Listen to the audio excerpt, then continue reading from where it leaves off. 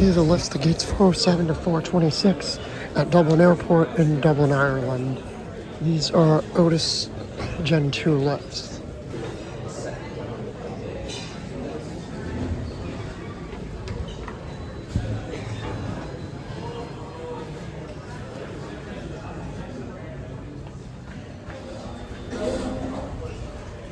One departures. This was installed in 2009. Buzzing in here.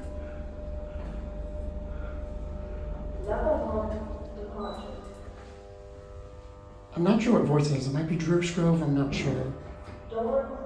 I think it's Irish Drucegrove. Back down to the ground, which is just more flat.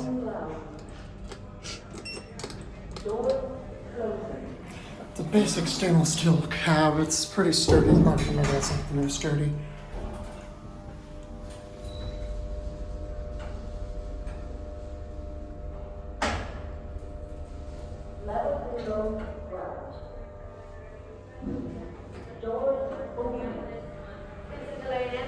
We apologize for the